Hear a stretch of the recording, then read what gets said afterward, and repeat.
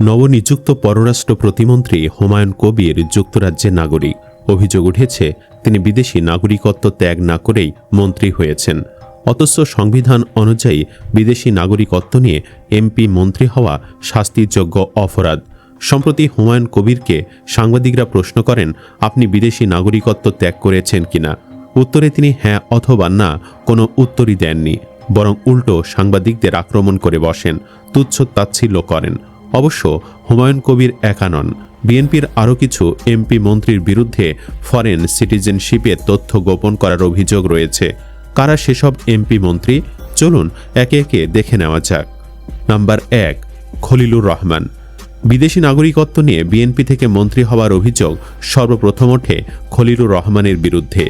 বাংলাদেশের পররাষ্ট্রমন্ত্রী খলিলুর রহমান দীর্ঘমেয়াদী মার্কিন বাসিন্দা এবং সম্ভবত একজন মার্কিন নাগরিক, যদিও তিনি নিজে সেটা স্বীকার করেন না।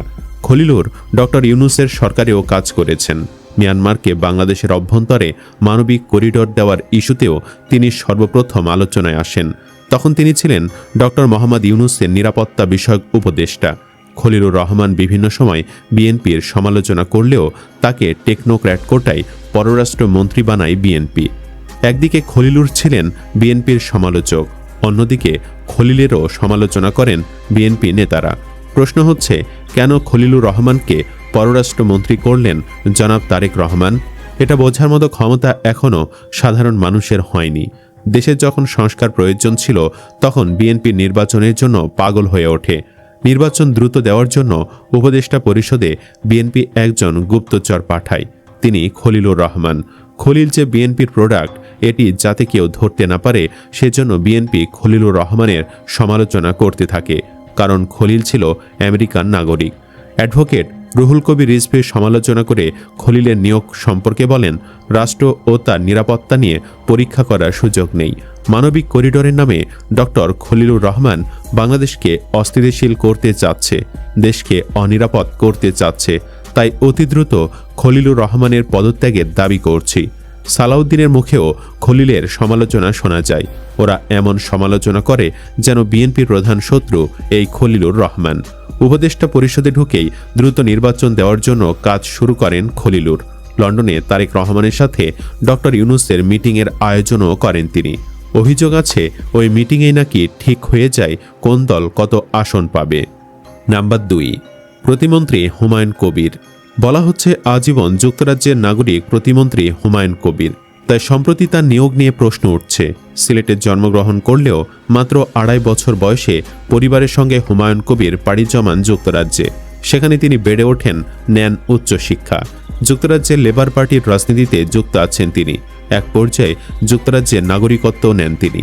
পররাষ্ট্র প্রতিমন্ত্রী হওয়ার পর প্রশ্ন তৈরি হয়েছে, হুমায়ুন কবির বিদেশি নাগরিকত্ব ত্যাগ করেছেন কিনা।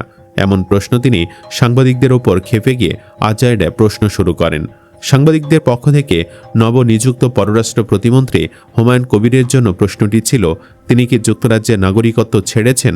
উত্তর খুব সহজ, হ্যাঁ অথবা না। উত্তর হ্যাঁ হলে তিনি নাগরিকত্ব ছেড়ে থাকলে তিনি কাগজ দেখাবেন, কিন্তু তা না করে জবাবদিহিতা এড়িয়ে যেভাবে অপেশাদার, ব্যঙ্গাত্মক ও আক্রমণাত্মক মন্তব্য দিয়েছেন, গণমাধ্যমের স্বাধীনতার ওপর নতুন চাপ তৈরি করবে। হতভম্ব হয়ে দেখলাম প্রতিমন্ত্রী সাংবাদিকদের প্রশ্নে জবাব না দিয়ে তাচ্ছিলের সঙ্গে বলছেন, কোন পত্রিকা ঠিক? কে এত চিন্তিত যে আমাকে কাজ করতে দেবে না? হ্যাঁ, তাহলে তারা এত চিন্তিত কেন? তারা কি আবার 2008 নিয়ে উত্তেজিত হয়ে পড়েছে? আবার কি মঈনুদ্দিন ফখরুদ্দিন আমলের সেই চুলকানি শুরু হয়েছে নাকি কি? এরকম আচরণ দিয়ে একজন মানুষ কি করে কূটনীতি সামাল দেবেন? বিএনপির অন্তত 1/2 ডজন প্রার্থী নির্বাচনের সময় বিদেশি নাগরিকত্ব গোপন করেছিলেন।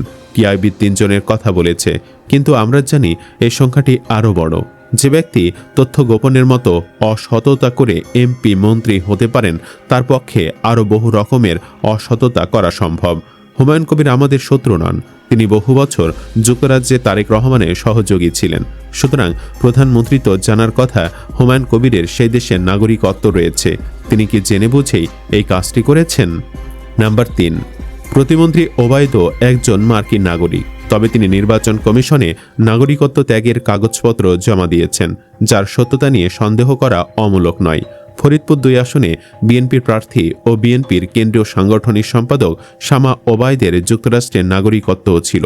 তবে তিনি জানিয়েছেন, ত্রয়োদশ জাতীয় সংসদ নির্বাচনের তফসিল ঘোষণার আগে গত 20 নভেম্বর তিনি যুক্তরাষ্ট্রের নাগরিকত্ব ত্যাগ করেন। গত 28 ডিসেম্বর নির্বাচন কমিশনে মনোনয়নপত্রের সঙ্গে শামা ওবায়দের দাখিল করা হলফনামা থেকে এ তথ্য জানা গেছে। এই আসনে মোট ভোটার সংখ্যা ছিল 3,32,041 জন। উপজেলার 117টি ভোট কেন্দ্রের সবকটির ভোট গণনা শেষে প্রাপ্ত ফলাফলে ধানের শীষ প্রতীক নিয়ে প্রতিদ্বন্দ্বিতা করার শামা ওবায়দ পেয়েছেন 1,20,909 ভোট।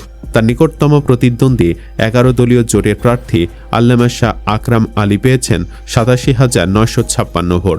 চূড়ান্ত হিসাবে শামা ওবায়দ 32,953 ভোটের বড় ব্যবধানে বিজয়ী হন। একটি বিষয় খেয়াল করলে দেখা যায়, বিএনপি পররাষ্ট্র মন্ত্রণালয়ে যে 3 জনকে নিয়োগ দিয়েছেন তাদের 3 জনের বিরুদ্ধেই একই অভিযোগ রয়েছে। এই কজন ছাড়াও অন্তত আরও 5 জন বিএনপি নেতার বিরুদ্ধে তথ্য গোপন করে এভাবে বিদেশি হয়েও বাংলাদেশের এমপি হবার অভিযোগ রয়েছে। অনেকেই বলতে পারেন, বিদেশি নাগরিকত্ব নিলে সমস্যা কোথায়? তাদের জেনে রাখা উচিত, আওয়ামী লীগের মধ্যেও অনেক এমপি মন্ত্রী বিদেশি নাগরিক ছিলেন। দেশের টাকা পয়সা মেরে খুব সহজে তারা সেসব দেশে পালিয়েছে। এই যেমন আওয়ামী মন্ত্রী হাসান মাহমুদ, তিনি বেলজিয়ামের নাগরিক। বর্তমান তিনি এখন সপরিবারে বেলজিয়ামে অবস্থান করছেন বলে নিশ্চিত হওয়া গিয়েছে। তার দেশ ছাড়া 6 দিন পর দুদকের আবেদনের পরিপ্রেক্ষিতে আদালত 2024 সালে 2 সেপ্টেম্বর হাসান মাহমুদের দেশ ত্যাগে নিষেধাজ্ঞা দেয়। ওই বছরের 6 আগস্ট ঢাকার শাহজালাল আন্তর্জাতিক বিমানবন্দরে সাবেক প্রতিমন্ত্রী জুনায়েদ আহমেদ পলক ও সাবেক পররাষ্ট্রমন্ত্রী হাসান মাহমুদ গ্রেফতার হন। এমন গুজব ছড়িয়ে পড়ে সামাজিক যোগাযোগ মাধ্যমে। পরে পলককে গ্রেফতার দেখানো হলেও হাসান মাহমুদ ছিলেন নিখোঁজ। অনুসন্ধানে জানা গেছে, হাসান মাহমুদ এখন বেলজিয়ামের লিমবুর্গ প্রদেশের হ্যাসেল সিটিতে তার নিজের বাড়িতে আছেন একমাত্র ছেলে আর স্ত্রী নুরান ফাতেমাকে নিয়ে। দেশ ছাড়লেও সরকার পতনের পর হাসান মাহমুদের বিরুদ্ধে ঢাকা চট্টগ্রামে অনেকগুলো হত্যা মামলা হয়েছে। সরকারি এত নজরদারির পরও কিভাবে তিনি বেলজিয়াম গেলেন সেটা এখন বড় প্রশ্ন। আওয়ামী লীগের আরেক মন্ত্রী আব্দুল মোমেন যুক্তরাষ্ট্রের নাগরিক। গণঅভ্যুত্থানের সময় আওয়ামী লীগ সরকারের পররাষ্ট্রমন্ত্রী ডক্টর এ.কে আব্দুল মোমেন দলের অন্যান্য নেতাদের মতো 5 আগস্টের পর গা ঢাকা দেন। টানা 8 মাস তিনি দেশেই নানা জায়গায় পালিয়েছিলেন, বারবার জায়গা বদল করেছেন। পরবর্তী সময় তিনি যুক্তরাষ্ট্রে পাড়ি জমান। বর্তমানে তিনি সেখানেই আছেন। সম্প্রতি সাংবাদিক সুলতানা রহমানের সঙ্গে ভার্চুয়াল টক শোতে অংশ নিয়ে সাবেক পররাষ্ট্রমন্ত্রী নিজেই তুলে ধরেছেন পুরো বিবরণ। জানিয়েছেন কিভাবে কার সহযোগিতায় পালিয়েছিলেন এবং বর্তমানে কোথায় আছেন। এছাড়াও আওয়ামী লীগ সরকারের পতনের নানা দিকও তিনি বিশ্লেষণ করেন।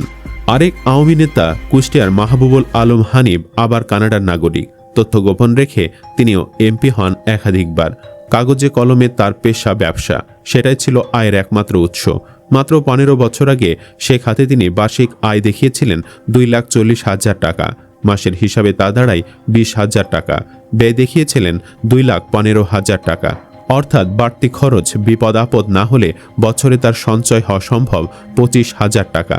কিন্তু সেই হানিফ এখন কয়েক হাজার কোটি টাকার মালিক। সব সম্পদ পাচার করে নিয়ে গেছেন বিদেশে। তাই জনগণ এখন আর কোনো বিদেশি নাগরিকদের এদেশের এমপি মন্ত্রী হিসেবে দেখতে চায় না। সুপ্রিয় দর্শক, বিএনপির কি উচিত হয়েছে হুমায়ুন কবিরকে মন্ত্রী হিসেবে নিয়োগ দেওয়া? কমেন্ট বক্সে জানান আপনার মতামত। ভিডিও ভালো লাগলে লাইক দিন এবং চ্যানেলটি সাবস্ক্রাইব করুন। ধন্যবাদ।